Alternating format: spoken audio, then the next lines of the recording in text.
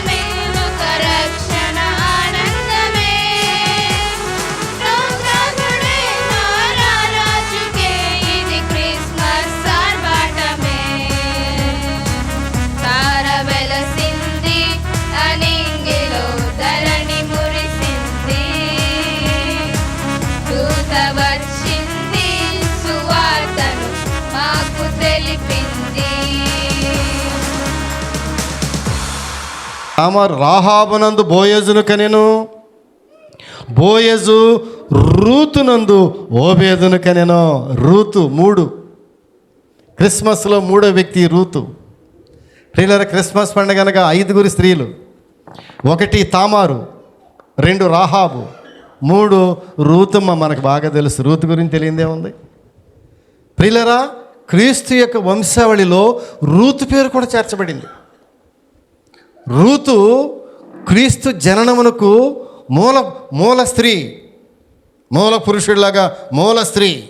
ఈ తామారు ఎంత మూల స్త్రీయో, రాహాబు క్రీస్తు జననానికి ఎంత మూల స్త్రీయో, రూతు కూడా అంతే. రూతులో నుంచే ప్రభు వచ్చాడు. మీకు బాగా తెలుసు ఆ సంగతి. ఈ రూతు గురించి మనం చూడాలంటే వెళ్ళిపోవాలి. ఎక్కడికి వెళ్ళాలి? రూతు గ్రంథంలోకి వెళ్ళాలి. రూతు గ్రంథంలో 1వ అధ్యాయం 16-17 వచనాలు చూస్తే ఈ రూతు ఎవరో తెలిసినా నయోమికి కోడలు. నయోమి దేవుడే, తన అత్తగారి దేవుడే తన దేవుడుగా భావించుకుంది. ఆమె అన్యురాలు, విగ్రహారాధికురాలు. రూతు విగ్రహారాధికురాలు, దేవుని ఎరిగిన బిడ్డ కాదు. ఆమె యూదురాలు కాదు. ప్రియులారా, ఆ నయోమిని హత్తుకొని ముద్దు పెట్టుకొని హాయ్ అని విడిచిపెట్టినట్టు కాకుండా ఆమె దేవుణ్ణి రూతు తన దేవునిగా భావించుకుంది. అత్తయ్య, నీ దేవుడే నా దేవుడు అంత. నీవు కొలుస్తున్న దేవుణ్ణి నేను కూడా కొలుస్తాను. నేను అనిరాలనే, మా తల్లిదండ్రులు విగ్రహాధికులే, మాకు దేవుడు అంటే తెలీదు. కానీ భర్తను పోగొట్టుకుని నా ఇంటికి వెళ్ళమంటున్నావే, నేను నా ఇంటికి వెళ్ళను. నా అత్తగారి ఇల్లు కంటే, నా తల్లి ఇంటికంటే నా అత్త ఇల్లే నాకు మేలు అనుకున్నాను. ఎంతమంది అనుకుంటారు అలాగా నాకు తెలియదు. ఇక్కడ నా తల్లి ఇంటికంటే నా అత్త ఇల్లే నాకు ప్రొటెక్షను, నాకు సౌభాగ్యాన్ని ఇచ్చేది, నాకు ధైర్యాన్ని ఇచ్చేది నా అత్తమామలు, నా భర్త ఇంటి వారే అనుకుంది. ఈమె ఎన్నడూ కూడా మోసపోలేదు ప్రియులారా. రూతు తీసుకున్న ఒక గొప్ప నిర్ణయం. నేను నా ఇంటికి వెళితే నాకు విలువ లేదు, భర్త లేడు, మళ్ళా పెళ్లి చేసుకోలేను, చేసుకున్నా ఎలా ఉంటుందో నాకు తెలియదు. కానీ ఎంత గొప్ప నిర్ణయం తీసుకుందంటే ఆ నిర్ణయమే యేసు ప్రభు వంశావళిలోనికి పేరు వచ్చేసింది. ఎంత గొప్ప నిర్ణయం తీసుకుంది. ఈ రూతు ఎవరు పని చెప్పండి? తృణీకరించబడి భర్తను పోగొట్టుకుని మోడైపోయినటువంటి జీవితం. చూడండి ఎంతమందిని మోడు లాంటి జీవితాలు ఎన్నుకున్నాడు దేవుడు. చూడండి, మొట్టమొదటిగా ఎన్నుకున్నది ఎవరినమ్మా? తామారు మోడు. దేవుడు చిగురింపు చేశాడు జీవితాలు. క్రిస్మస్ అనగా మోడు లాంటి జీవితాలు చిగురింపు చేయటమే క్రిస్మస్ అంటే. ప్రియులారు ఇక్కడ చూడండి, తామారుని దేవుడు చిగురింపు చేస్తే రాహాబుని దేవుడు నీతిమంతురాలుగా చేశాడు వేసిని. ప్రియులారా అంతేనా? రూతు మోడు బారిపోయిన జీవితం, భర్తను పోగొట్టుకుని. కొన్ని అత్తగారికి ఏమైనా ఉందంటే అత్తగారు కూడా భర్తను పోగొట్టుకుని. ప్రియులారా పోనీ ఏమన్నా మరిది గారు ఉన్నాడా? ఆయన పోయాడు.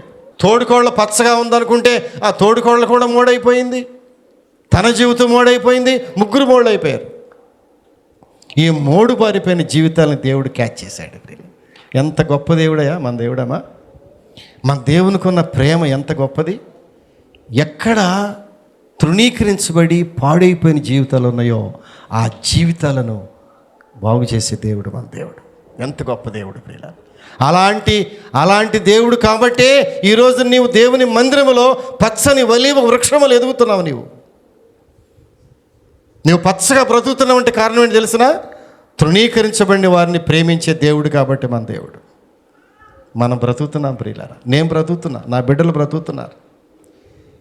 నేను ఇంత ఐశ్వర్యం చూస్తున్నానంటే ఒకప్పుడు తృణీకరించబడిన మోడు లాంటి నా జీవితాలను దేవుడు తీసుకొచ్చి మందిరంలో పడేశాడు. నన్ను మందిరమే నేను పరమావధి అనుకున్నాను, మందిరమే నా జీవితం అనుకున్నాను.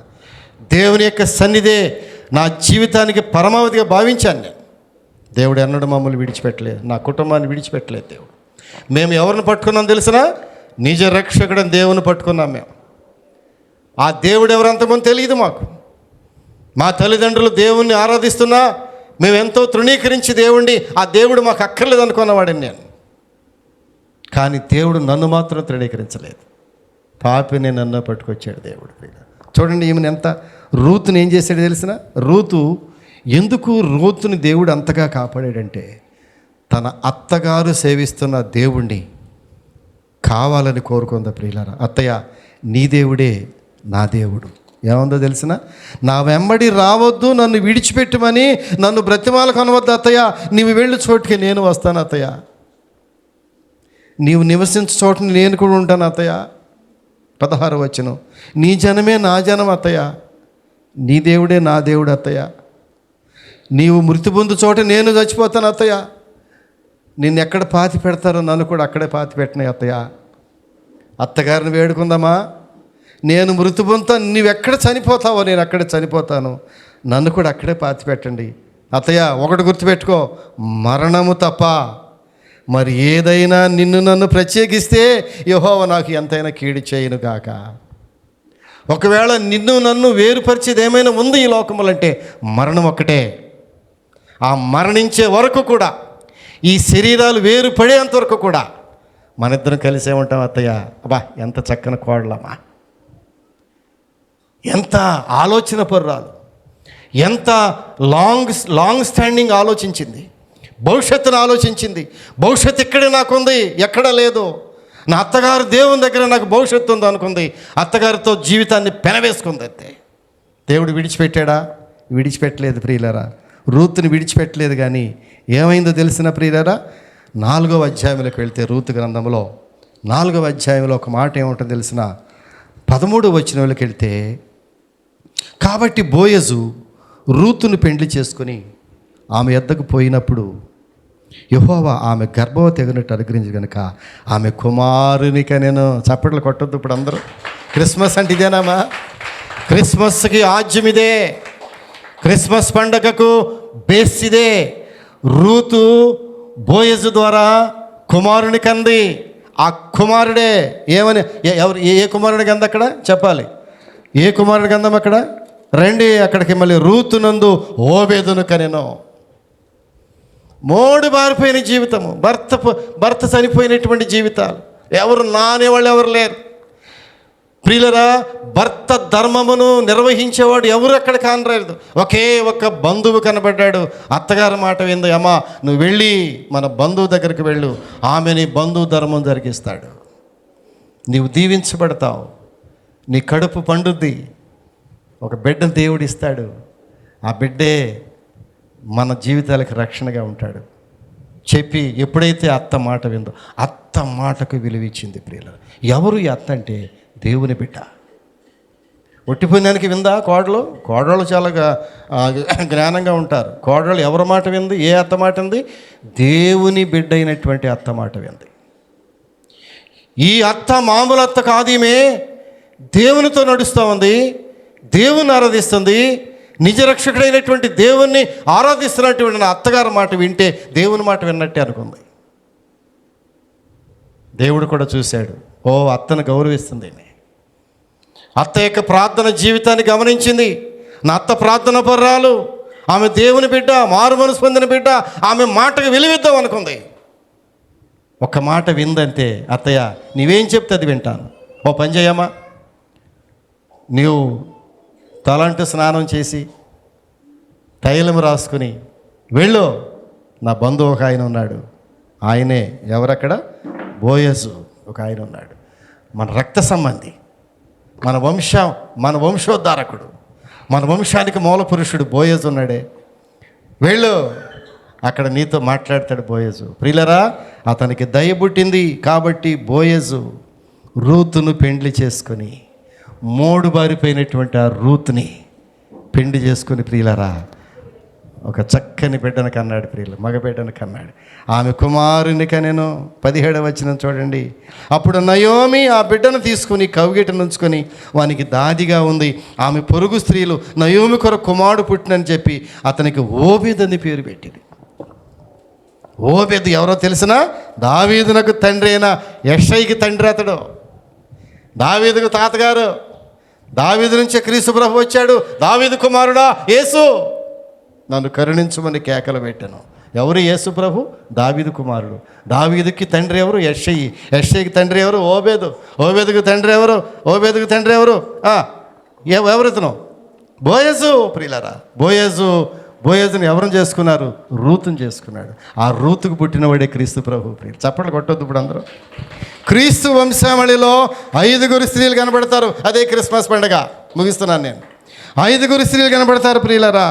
మరొక స్త్రీ అక్కడే ఉంది. మళ్ళీ మత్తయి సువార్త మర్చిపోయారు మీరు, దాన్ని తీసి ఏలు పెట్టండి. అక్కడ మత్తయి సువార్త 1వ అధ్యాయం మిస్ అవ్వకండి అమ్మా. చూడండి అక్కడ, నయస్సోను సల్మానును కనెను, సల్మాను రాహాబునందు బోయజును కనెను, బోయజు రూతునందు ఓబేదును కనెను, ఓబేదు యెషయిని కనెను, యెషయి రాజైన దావీదును కనెను. ఇది 14 తరములు. ఇవి మొదటి 14 తరములు. ఎక్కడ? అబ్రహాము నుండి దావీదు వరకు 14 తరములు. ప్రియులు, ఈ 14 తరముల తర్వాత చూడండి, ఒక ఆమె వచ్చేస్తుంది, మళ్ళీ వెంటనే ఇంకొక స్త్రీ వచ్చేస్తుంది, ఉరియా భార్య. అక్కడ నేను బైబిల్లో ఎవరు రాసి ఉంటే తెలిసిన? ఎవరైనా రాసుకున్నారు ఉరియా భార్య పేరు? అక్కడ బత్షెబా. 5 స్త్రీలలో క్రిస్మస్ 5 స్త్రీలలో బత్షెబా ఒకటే. ప్రియులరా, నాకు ఆశ్చర్యం, ఈ 4 స్త్రీలు జీవితాలు ఎంత భయంకరమేంటే, ఈ బత్షెబా కూడా ప్రియులరా, దావీదు బత్షెబాని ఒకానొక సమయంలో శారీరకంగా పాడు చేసినటువంటి వ్యక్తి. అంటే ఈమె కూడా జీవితంలో పాడైపోయినటువంటి వ్యక్తిగా మిగిలిపోయింది. నాకు ఆశ్చర్యం, ఈ 4 స్త్రీలను ఎలాంటి వాళ్ళు ఎన్నుకున్నాడు దేవుడమ్మా? ఇందులో సమాజంలో ఒక్కళ్ళు కూడా నీతిమంతులు లేరు. అందరూ కూడా శారీరకంగా నైతికంగా పాడైపోయినటువంటి వ్యక్తులను నీతిమంతులుగా తీర్చిదిద్ది క్రీస్తు వంశావళిలో చేర్చాడే. ఎంత ఆశ్చర్యము, ఎంత వండర్ఫుల్ థింగ్ ఏమో ఇది. ఎవరేమే? ఉరియా భార్యగా ఉండిన ఆమె యందు దావీదు సొలొమోనును కనెను. దావీదు సొలొమోనును కనెను. ప్రియులారా, ఈ జీనియాలజీలో, ఈ వంశావళిలో సొలొమోను పాత్ర కూడా చాలా గొప్పది. ఈ సొలొమోను కన్నటువంటి దావీదు భార్యల్లో ఒక ప్రత్యేకమైన భార్య బత్షెబ. ఈమె బత్షెబాని బహిరంగంగా పెళ్లిలో వివాహం చేసినటువంటి ఆ పెండ్లి భార్య కాదు ఈమె. బత్షెబ దావీదుకు పెండ్లి భార్య కాదు ఈమె. దయచేసి బైబిల్ గమనించాలి మీరు. ఈమె ఎవరంటే మనస్సుబడి దగ్గరకు చేర్చినటువంటి స్త్రీ బత్షెబ. తన భర్తను బత్షెబ భర్తను చంపించినటువంటి దావీదు. ఒకరోజు దావీదు ఊరియా అనేటటువంటి యవనస్తుడిని పిలిపించాడు. యోవాబుతో మాట్లాడుతున్నాడు, సైన్యాధిపతితో. యోవాబు, నీవు ఈ ఊరియాని యుద్ధము మోపుగా జరుగుతున్న ప్లేస్లో పెట్టో, అతను చనిపోవాలి తెల్లారిపాటికే. కారణం ఏంటంటే తన భార్య నాకు కావాలి. ఎంత విచారకరమైన పరిస్థితి. ప్రియులారా, రాజు యొక్క ఆజ్ఞానుసారము యోవాబు ఊరియాని యుద్ధం మోపుగా జరుగుతున్న ప్లేస్లో పెట్టి ఒక్కసారి బాణములతో కొట్టిపడేయించేశాడు. చనిపోయాడు. చనిపోయినటువంటి ఊరియా భార్యను ఆ పాపమును తుడిచిపెట్టుకోవడానికి, ఆ యొక్క దుర్మార్గమైనటువంటి హేయమైనటువంటి చర్యను కాపాడుకోవటానికి ఆమెను తప్పకుండా పెళ్లి చేసుకోవాల్సిన అవసరం వచ్చింది దావీదుకు. ప్రియులారా, ఆమెను తీసుకొచ్చి అంతఃపురంలో తీసుకొచ్చి పెట్టేశాడు. ఆమెకు పుట్టినవాడే సొలొమోను. ప్రియులారా, సొలొమోను రాజు చివరకు దావీదుకు తన సింహాసనమును ఎక్కవలసినటువంటి బాధ్యత ఎవరు తీసుకున్నారు? ఆ ఊరియాకు పుట్టిన సొలొమోను తీసుకున్నాడు. దావీదు తర్వాత దావీదు యొక్క స్థానంలో రాజు అయింది ఎవరంటే సొలొమోనే. సొలొమోను మిక్కిలి జ్ఞానవంతుడు. ఎంత జ్ఞానవంతుడు ప్రియులారా. పెండ్లి చేసుకోకుండా ఒక వేరే మార్గంలో తీసుకొచ్చిన ఒక స్త్రీకి పుట్టినటువంటి వాడు సొలొమోను. కానీ ఆ సొలొమోను వంశములో నుంచి క్రీస్తు ప్రభువు వచ్చేసాడు. ప్రియులారా, ఎంత ఆశ్చర్యం! ఎలాంటి స్త్రీ ఈమె చూడండి. ఆ యొక్క బత్షెబ విషయం చూసినట్లయితే పశ్చాత్తాపపడి దావీదు, అందుకే 51వ కీర్తన పశ్చాత్తాపపు ప్రార్థన.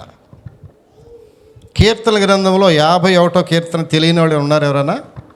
బహుశా ఎవరు క్రైస్తవులు ఎవరు ఉండరు. కీర్తనలు 51వ కీర్తన చదవని వాళ్ళు ఎవరున్నారు? ఎవరైనా చేయలేదు చూపించండి నాకు ఎవరైనా. ఇంకా చదవని వాళ్ళు ఇన్ని సంవత్సరాల్లో 51వ కీర్తన అందరూ చదివి నాకైతే కంటతే వస్తుంది. అది నేను చదవుకోకుండా చెప్పేస్తా. 51వ కీర్తన ఏంటో తెలిసిన కీర్తన ప్రియులరా? బత్షెబాని దావీదు తీసుకుని వచ్చినప్పుడు దావీదు చేసిన ప్రార్థన, పశ్చాత్తాపంతో ప్రార్థన చేశాడు. తన శరీరం అంతా కడిగేసుకున్నాడు. తన అవయవాలన్నీ కడిగేసుకున్నాడు. తన నోరు, కళ్ళు, నాలుక, చేతులు, కాళ్ళు, ప్రభువా ప్రతి అవయవము పాడైపోయిందయ్యా నాది, నన్ను క్షమించయ్యా. రక్షణాన్నమును పోగొట్టుకుని ప్రభువా, ఒక మాట ఏమో తెలిసిన 51లో, ప్రభువా రక్షణానందము నాకు మరలా పుట్టించయ్యా. ప్రియులరా, ఒక మారుమనసు పొందిన వ్యక్తి పాపములో పడిపోతే అతనికి రక్షణలో ఉన్న ఆనందం పోగొట్టుకుంటాడు. పాపము మనిషిని ఆనందాన్ని పోగొట్టేస్తుంది. పాపంలో ఆనందం లేదు కదా, పాపములో ఆనందం లేదు. క్షణభంగురమైన పాపం అంటాడు మోషే. అంటాడు క్షణభంగురమైనటువంటి ఆ పాపము, అల్పకాలము పాపభోగము. పాపము యొక్క భోగము ఎంతసేపు ఉంటుంది? అల్పకాలమే.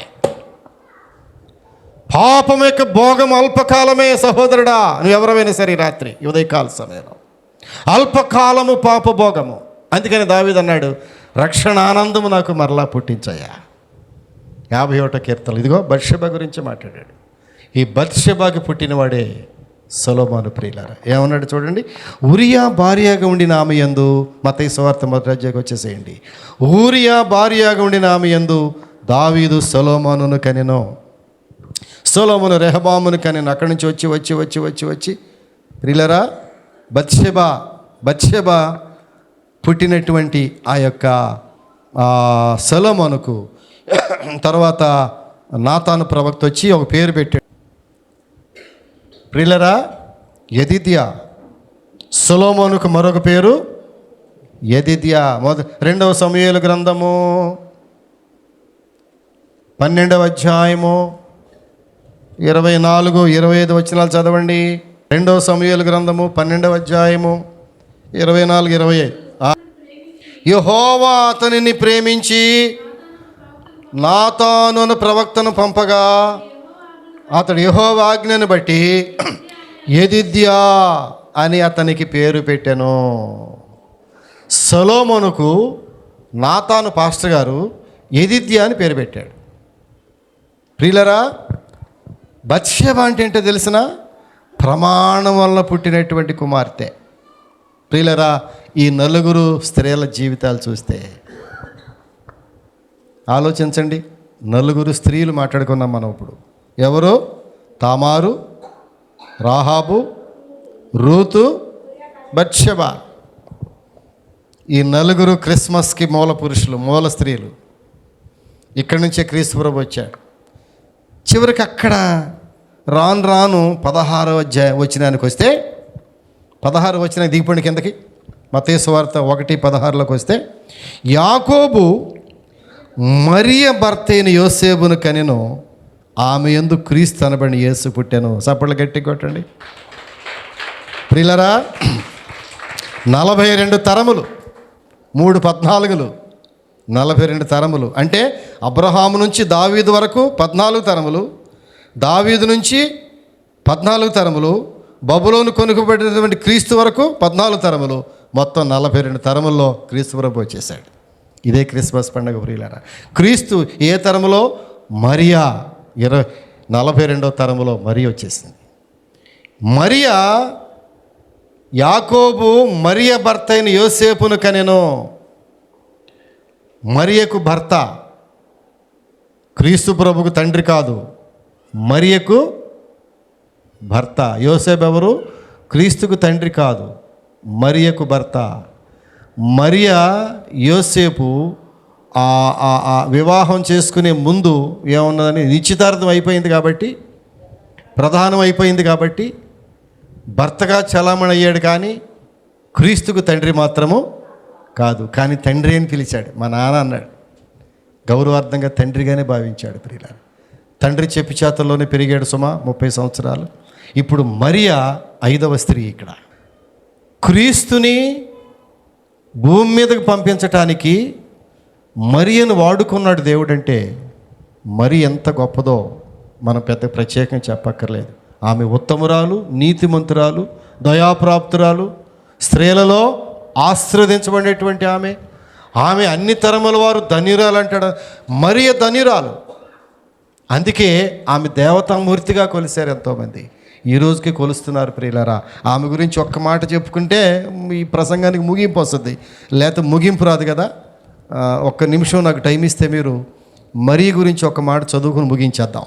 నేను చదువుతా. 28 నుంచి చూస్తే, 6వ నెలలో గబ్రియేలు అనే దేవదూత గలిలయలో నజరేతు ఊరిలో దావీదు వంశస్థుని యోసేపును ఒక పురుషుని ప్రధానము చేయబడిన కన్యక యొద్దకు దేవుని చేత పంపబడిన ఆ కన్యక పేరు మరియా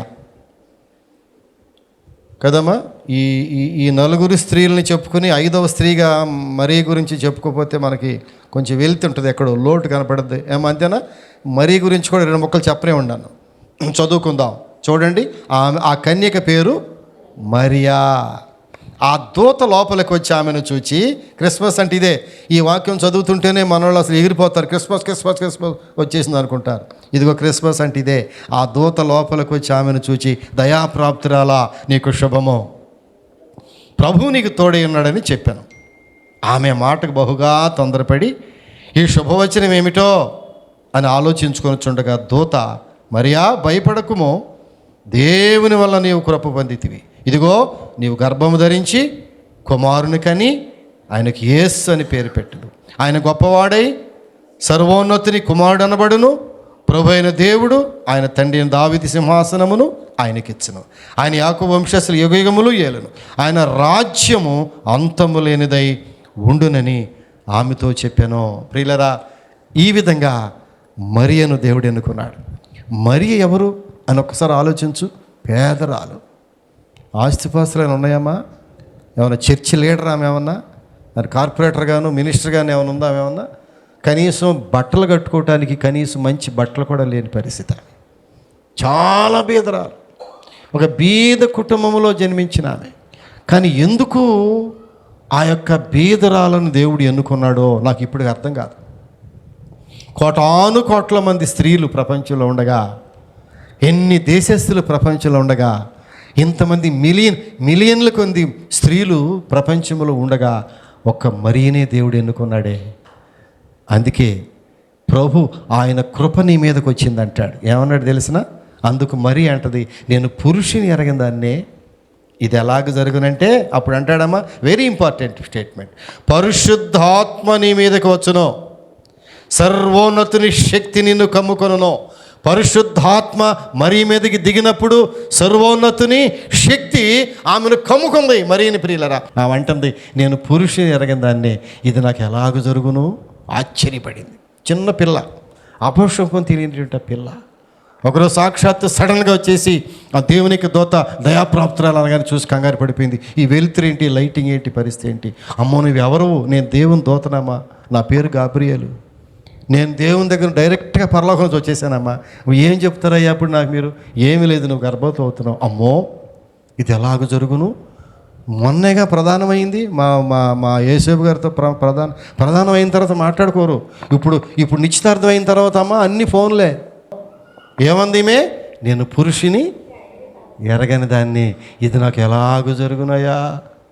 కంగారు పడిపోయింది. అమ్మా నువ్వు మామూలు వ్యక్తివి కాదు, పరిశుద్ధాత్మ నీ మీదకి వచ్చింది, సర్వోన్నతుని శక్తి నిన్ను కమ్ముకుంది.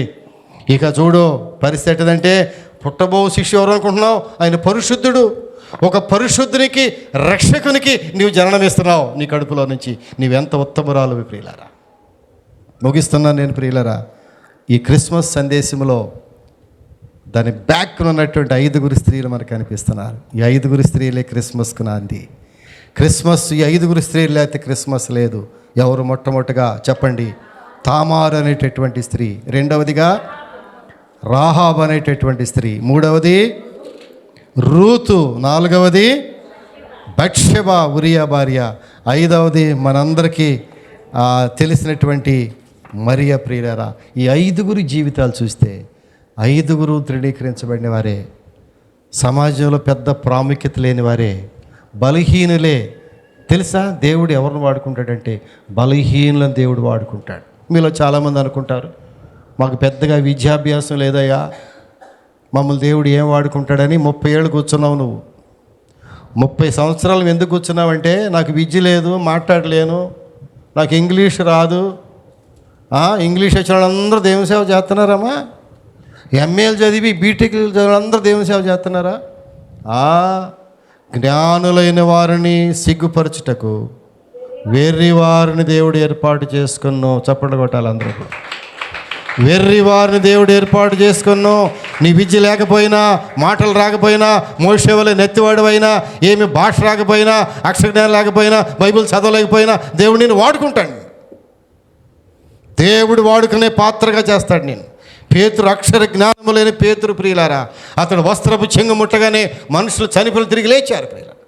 ఆ నీడబడితే మనుషులు లేచి కూర్చున్నారు.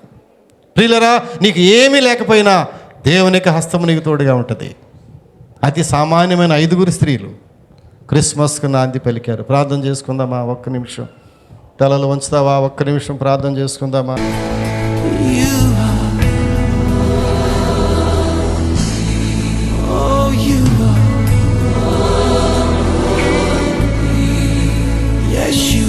పాదాలకు వందనాలు ప్రభువా. మా ముందు 5 స్త్రీలను మా ముందు ఉంచావు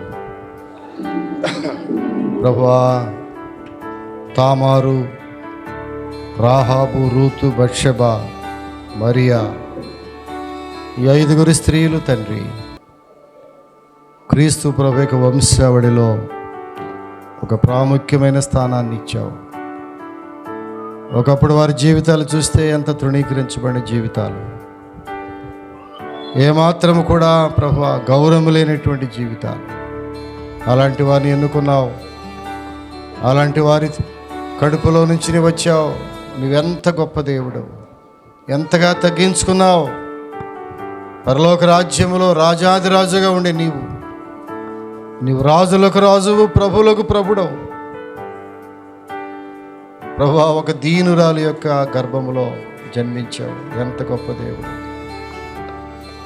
3 వారిపైన జీవితాలు చిగురింపజేశావు.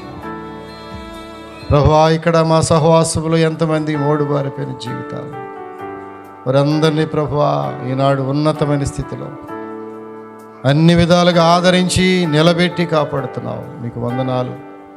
మకమకలాడుచున్న జనపనారు ఒత్తిని ఆర్పే దేవుడు కాదు నీవని రాయబడు. నువ్వు ప్రభువా మకమకలాడుతున్నటువంటి ఒత్తిని ఆర్పే దేవుడు కాదు. ప్రభువా, దీపమును వెలిగించి నా దీపమును వెలిగించువాడవు నీవే అన్నాడు. కనుక బిడ్డలు ఎంత ఆశపడి సన్నిధికి వచ్చి ఉన్నారు. మరొక్కొక్కరిని జ్ఞాపకం చేసుకునండి. వారి జీవితాలు చిగురింపచేసి ఉన్నతమైన స్థితిలో బిడ్డలను తీసుకెళ్ళి ప్రభువా, వారు ప్రార్థన చేసిన మేరకు వారి ప్రార్థనలన్నీ మీరు ఆలకించి కృప చూపించు.